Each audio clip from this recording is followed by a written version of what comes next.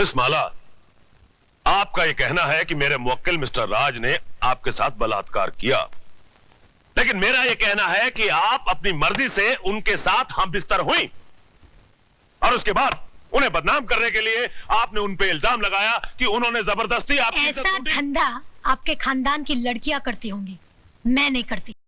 खबरदार, जो एक भी लफ्ज गलत बोला तो आपको शर्म नहीं आती अपनी बेटी जैसी लड़की से ऐसी बात कहते हुए? मिस माला, ये मंदिर नहीं जहां प्रवचन किया जाए, ये अदालत है जिसमें एक मासूम की जिंदगी का फैसला होने वाला है। जिसने मेरी जिंदगी को गाली बना दिया वो आपको मासूम लग रहा है, इसलिए कि उसने आपके जेब में हरे हरे नोट भर दिए? अगर नोटों के लिए ऐसे ही अपने जमीर को बेचते रहे तो एक दिन इसी कटहरे में मेरी जगह आपकी बेटी खड़ी होगी, जो ऐसे किसी रईस के बेटे की हवस की शिकार हुई होगी। उस दिन न तो ये नोट आपके काम आएंगे और न ही आपकी आवाज गले से बाहर निकलेगी। गुनहगार को सजा दिलवाने के बजाय आप उसकी तरफदारी कर रहे हैं। तुम जैसे वकीलों को तो जन्म देकर तुम्हारी माँ भी पछता रही होगी। Order order. आप क्या ऑर्डर किए जा रहे हैं? क्या आप सबका जमीर मर गया है? ये वही हिंदुस्तान है जहाँ औरतों को पूजा जाता था, कभी सीता के रूप में तो कभी सावित्री के रूप में। और आज उसी देश में अगर औरत को एक बार नंगा किया गया तो इसकी इज्जत को ढाका नहीं गया, बल्कि बार बार नंगा किया गया, कभी प्रेस वालों ने तो कभी टीवी वालों ने, और अब ये वकील साफ कर रहे हैं और आप चश्मा साफ कर करके देख रहे हैं। अरे समाज के ठेकेदारों, क्या भूल गए तुम लोग? द्रौपदी को भी एक बार नंगा किया गया था, कौरवों का पूरा खानदान मिट गया था, आज उनके खानदान का एक भी वारिस नहीं बचा। वकील साहब, यही पूछना चाहते थे ना कि बलात्कार के वक्त वो मेरे ऊपर था या नीचे, उसके हाथ कहाँ थे, मेरे स्तन पर या मेरी जांघों पर? बंद कर दीजिए तमाशा, अपनी घर की बहू बेटियों को बेइज्जत करने का ड्रामा बंद कर दीजिए। कहीं ऐसा ना हो कि आज की औरत शर्म की दहलीज पार कर जाए। इस अदालत में कल जो मुकदमा आएगा वो ये नहीं होगा कि एक लड़के ने एक लड़की का बलात्कार किया, बल्कि ये होगा कि एक लड़की ने एक लड़के का बलात्कार किया। सिर झुकाए ये खड़ा होगा, ये मैं नहीं। Order order, the court is adjourned. ये लड़की है या किसी देवी का अवतार? अरे पिछले 30 साल में मैंने बड़े से बड़े धुरंधर वकीलों को अदालत की धूल चटवा दी, लेकिन इसने मुझ जैसे पहाड़ को अपने पैरों तले रौंद के रख दिया। मगर आप तो अपने आप को माइक टाइसन कहते थे। माइक टाइसन को भी कोई मर्द नहीं पछाड़ पाया था। अरे उसे भी पछाड़ा तो एक मामूली सी लड़की ने। मगर अब हम क्या करें ये तो बताइए। इससे पहले कि कल सुबह जज अपनी कुर्सी पर बैठे, माला को इस दुनिया से उठवा दीजिए।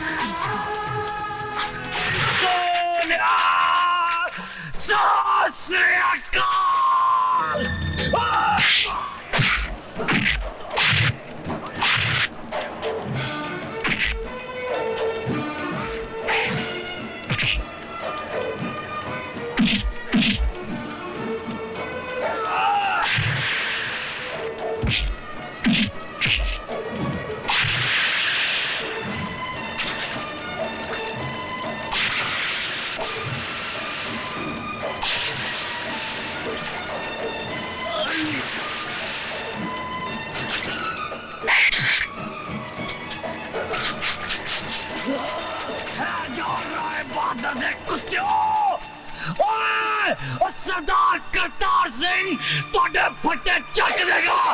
क्या डरा रहा है बहादुर पैर के टकेलू? मिलोड, पिछले 30 सालों से मिस्टर ज्ञान प्रकाश इंसाफ के इस मंदिर की चौखट पर अपना माथा टेकते आए हैं, इस देवी के चरणों में श्रद्धा के फूल चढ़ाते आए हैं, क्योंकि ये अब तक हर मुकदमा जीतते आए। लेकिन आज जब पहली बार इन्हें शिकस्त की हल्की सी झलक दिखाई दी तो ये बौखला गए। इंसाफ के इस मंदिर से इनका विश्वास उठ गया, इस देवी में इनकी श्रद्धा टूट गई और इन्होंने अपने हाथों में इंसाफ के तराजू की जगह दौलत की तलवार उठा ली। मेरी मुवक्किल माला को इस दुनिया से उठाने का फैसला कर लिया, उस पर कातिलाना हमला करवाया। अगर यकीन नहीं आता मिलॉर्ड तो आप खुद ही देख लीजिए माला के जिस्म पर पड़े हुए जख्मों के ये निशान। मैं अपने फाजिल दोस्त से यह पूछना चाहूंगा कि अगर इस मुकदमे का फैसला अदालत के बाहर ही करना था तो इस अदालत में आने का ढोंग क्यों रचाया जा रहा है? जब इन मासूम बच्चों के बयान के बगैर इस मुकदमे को अंजाम तक पहुंचाया जा सकता है तो फिर इन्हें क्यों बुलाया गया है? अगर ताकतवर अपनी ताकत के जोर पर ही मुकदमे का फैसला करवा सकता है तो यह अदालत क्यों बनाई गई है? अगर गरीब और बेबस को इंसाफ नहीं दिया जा सकता तो बंद कर दीजिए यह अदालत। रुक जाइए जज साहब, आप अपना फैसला सुनाए इससे पहले मैं आपसे एक सवाल पूछना चाहती हूँ। पूछो। अगर मुकदमा ये वकील साहब जीत गए तो इन्हें ढेर सारे नोट मिलेंगे और इनका मौकिल छूट जाएगा, और अगर ये वकील साहब जीत गए तो इस आदमी को 7 साल की सजा हो जाएगी। दोनों ही सूरतों में मुझे क्या मिला?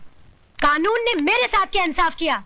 जो इंसान कानून की मर्यादा को तोड़ता है कानून ही उसे सजा देता है। मर्यादा मेरी तोड़ी गई है, कानून की नहीं। इज्जत मेरी लुटी है, कानून की नहीं। Order order. क्या मैं माथे पे लगे इस कलंक के साथ जी सकूंगी? कौन थामेगा मेरा हाथ? कौन भरेगा मेरी मांग में सिंदूर? किसके नाम का मंगलसूत्र मैं पहनूंगी अपने गले में? अरे इस देश में तो सीता माँ को भी अग्नि परीक्षा के बाद माफ नहीं किया गया था, फिर मैं तो एक मामूली सी लड़की हूं। हर लड़की बचपन से एक ख्वाब देखती है कि एक दिन उसकी बारात आएगी, उसका राजा घोड़े पे सवार होकर उसे ब्याह कर डोली में ले जाएगा। पर मेरा ये ख्वाब ख्वाब ही रह गया। क्या मेरी बारात कभी नहीं आएगी? क्या मेरा राजा अब कभी नहीं आएगा? जज साहब, क्या मैं बिन ब्याही रह जाऊंगी? क्या मैं बिन ब्याही रह जाऊंगी?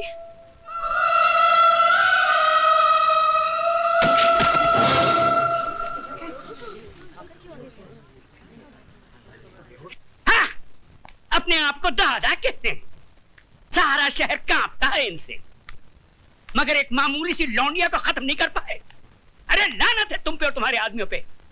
अब खड़ा खड़ा मुंह क्या देख रहा है? Get the hell out of here you stupid asshole.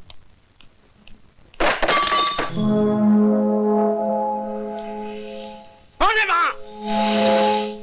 सामने आओ वरना गोली मार दूंगा।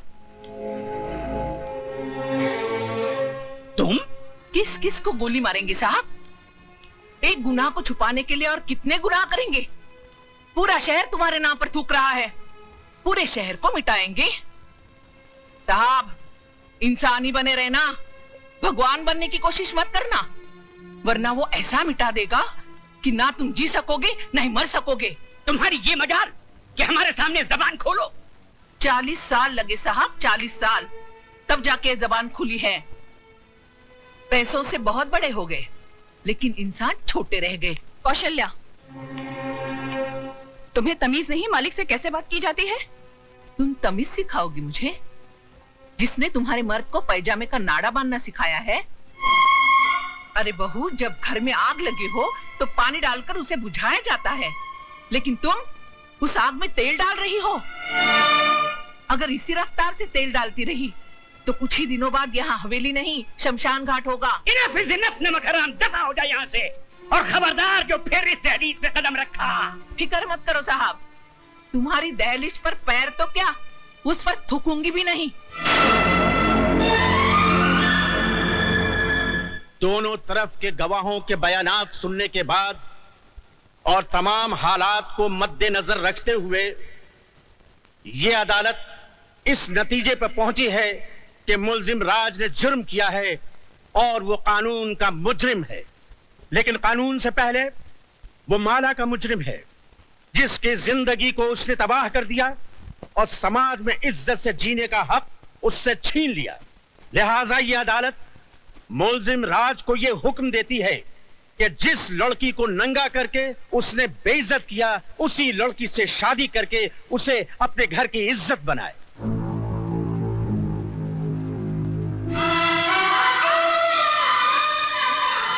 24 घंटे के अंदर अंदर अदालत के इस फैसले की तामील की जाए।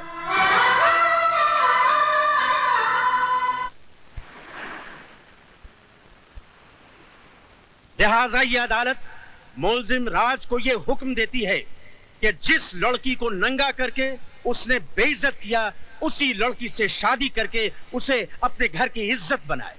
24 घंटे के अंदर अंदर अदालत के इस फैसले की तामील की जाए। मैं किसी भी कीमत पर उस लड़की को नहीं अपनाऊंगा। हाई कोर्ट में मुकदमा लड़ूंगा, सुप्रीम कोर्ट तक जाऊंगा। जाओ, जरूर जाओ। आज तो हम सिर्फ इस शहर में बेइज्जत हुए हैं, कल हमें सारे मुल्क में बेइज्जत करो और परसों सारी दुनिया में, ताकि वो लोग जिनकी आज तक हिम्मत नहीं हुई थी इस हवेली की तरफ आंख उठा के देखने की, घर में घुस आए और हमारे मुंह पे थूके। तो क्या मैं दुनिया की परवाह करूं, अपनी जिंदगी की नहीं? उस मामूली लड़की से शादी कर लूं मैं? अब वो एक मामूली लड़की नहीं रही, अखबारों की सुर्खियां बन गई है वो। इस शहर के हर आदमी की बेटी बन चुकी है वो। तुम्हारी भलाई बस इसमें है कि तुम कोर्ट का ऑर्डर मान लो और उस लड़की से शादी कर लो, वरना ये घर तबाह हो जाएगा। मैं आपके लिए 7 साल की सजा काटने के लिए तैयार हूं, मगर उस लड़की से मैं हरगिज़ शादी नहीं करूंगा। जिस लड़के ने सुबह का सूरज तक न देखा हो, जिसे किसी चीज को हासिल करने के लिए कोशिश तक न करनी पड़ी हो, उसे क्या मालूम कि जेल की कोठरी क्या होती है, उसका अंधेरापन कैसा होता है। अगर आप नहीं चाहते कि मैं 7 साल की सजा काटूं, तो क्या उम्र भर की सजा भुगतूं उस लड़की से शादी करके, अपनी जिंदगी तबाह कर लूं? शादी तुम करोगे, लेकिन अपनी जिंदगी तबाह करने के लिए नहीं, बल्कि उसकी जिंदगी तबाह करने के लिए। हम समझे नहीं बहू। बाबूजी, अदालत से उसने अपने लिए जिंदगी नहीं, मौत मांगी है। इतने जुल्म और सितम ढाऊंगी कि इस हवेली की बहू बनने का ख्वाब मिट्टी में मिल जाएगा। सर्वमंगल मांगल्ये शिवे सर्वार्थ साधिके शरण्ये त्र्यंबके गौरी नारायणी नमस्तुते। मंगलम भगवान विष्णु मंगलम गरुड़ध्वज मंगलम पुंडरीकाक्ष मंगलायस्तनो हरि। मात पितृ चरण कमलेभ्यो नमो नमः। स्थान देवताभ्यो नमो नमः। ग्राम देवताभ्यो नमो नमः। शरण्ये त्र्यंबके गौरी नारायणी नमस्तुते। हार पहना बेटी।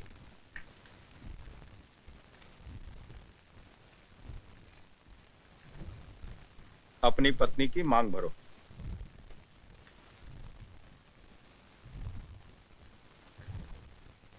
ऐसे नहीं बेटा, इस सिंदूर का अर्थ तो समझ लो। तुमने एक बार अपनी पत्नी की मांग में सिंदूर भर दिया तो तुम्हारे जीते जी ये सिंदूर कभी नहीं मिटेगा। इसका मतलब ये सिर्फ सिंदूर नहीं, इस बात की गवाही है कि तुम जिंदा हो और सही सलामत।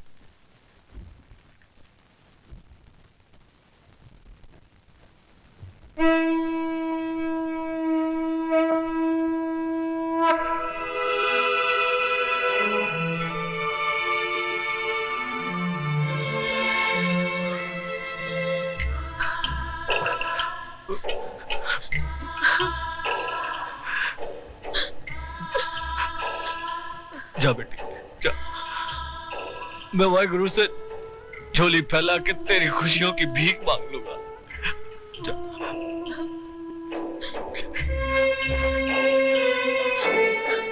तुम्हारा अधिकार तो मैंने तुम्हें दिला दिया, लेकिन एक बात याद रखना, इस दुनिया में हक कभी मांगने से नहीं मिलता, छीनना पड़ता है।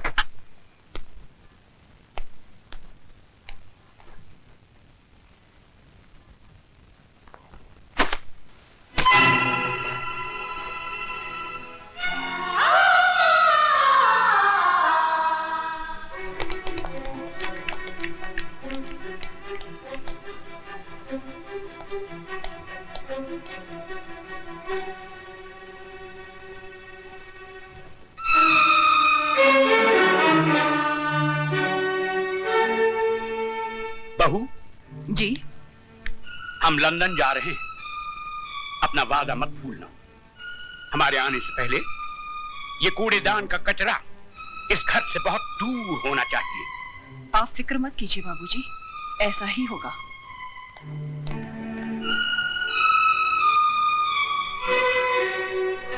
ओ महारानी, वहां कहाँ चली? जी मैं।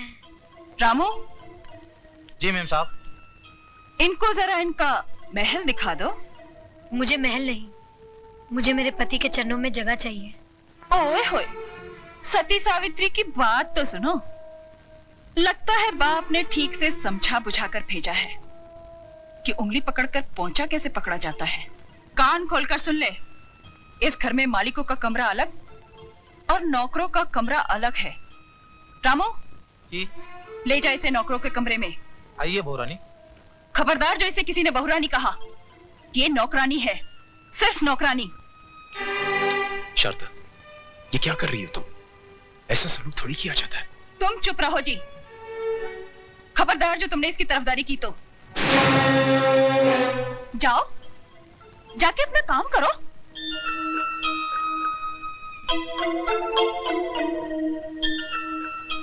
ए, मैंने तुझसे क्या कहा, सुना नहीं क्या?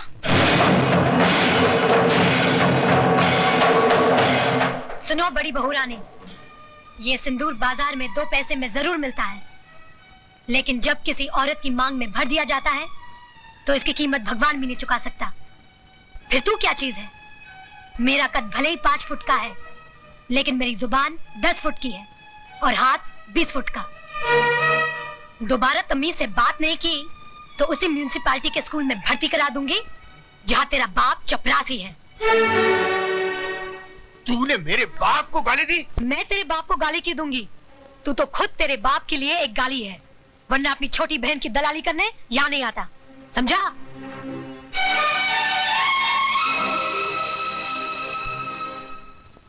अयो स्वामी, आज खुशी का दिन है, फिर आपका बैटरी काय को डाउन है? ओए खोत्या, जिस बाप की एक को एक बेटी, उसके जिगर का टुकड़ा उससे दूर हो जाए तो वो रोएगा नहीं तो क्या भांगड़ा करेगा? देखो दारजी, हॉर्न का वायर ब्रेक में मत घुसाड़ो। अरे हमारा बहन कितना बड़ा घोर में शादी करके गया है। ओए ये भी कोई शादी थी? मेरी बच्ची की ख्वाहिशें उसके दिल में ही रह गई। कैसे कैसे ख्वाब देखे थे उसने। बैंड बाजे के साथ उसका दूल्हा घोड़ी पे सवार होके बारात लेके आएगा, हजारों लोग उसके ब्याह में शरीक होंगे। इतना शोर ना शनाई, ऐसे बिना हुई बच्ची जैसे टोली में नहीं आरती में जा रही हो। दारजी, सदियों से माँ बाप के घर से बेटी ऐसे ही विदा होती रही है। आप तो सिर्फ दुआ कीजिए कि उस घर में खुश रहे।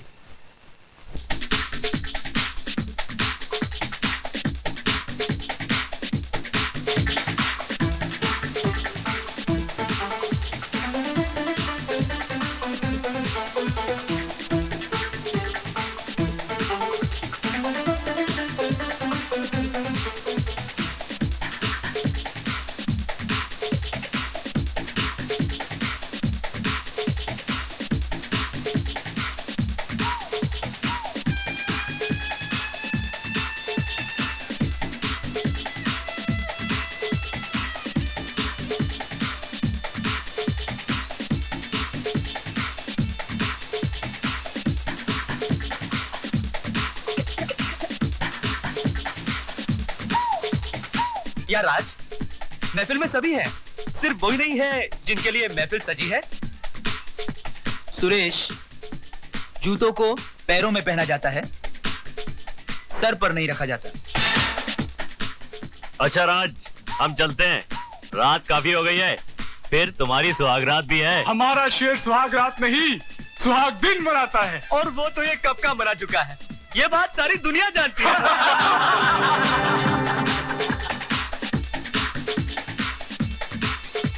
राज, हंसी मजाक बहुत हो चुका है यार, अब तो भाभी को बुलाओ।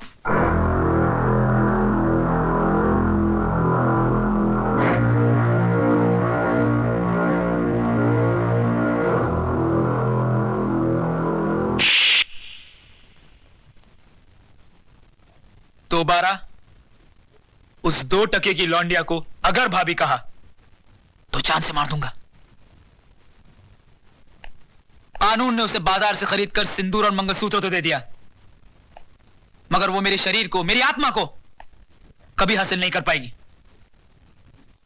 Do you understand? Yes, I am sorry.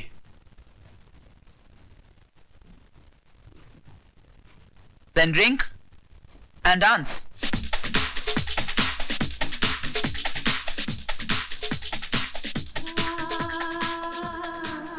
तुम्हारा अधिकार तो मैंने तुम्हें दिला दिया, लेकिन एक बात याद रखना, इस दुनिया में हक कभी मांगने से नहीं मिलता, छीनना पड़ता है।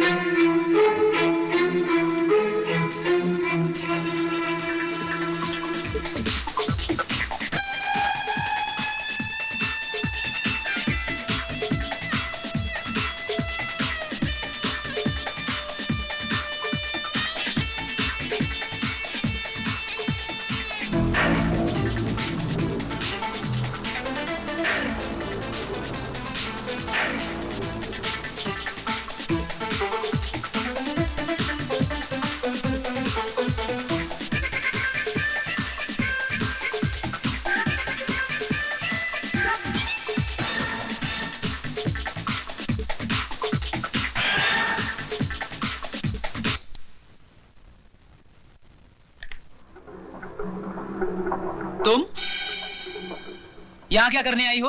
अपना अधिकार लेने। तो फिर जाओ और जाकर उसी अदालत का दरवाजा खटखटाओ। जज साहब, सिंदूर और मंगलसूत्र के साथ साथ मुझे पति का शरीर भी दिलवा दीजिए। औरत अभी इतनी कमजोर नहीं हुई कि हर वक्त भीख मांगती रहे, वो छीनना भी जानती है। तो आगे बढ़ो और छीन लो राज को मुझसे।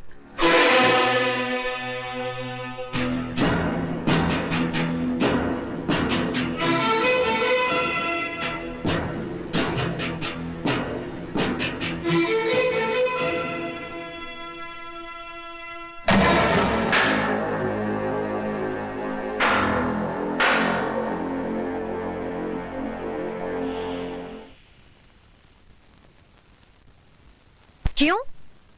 आज मेरा चुम्मा इतना बुरा लगा?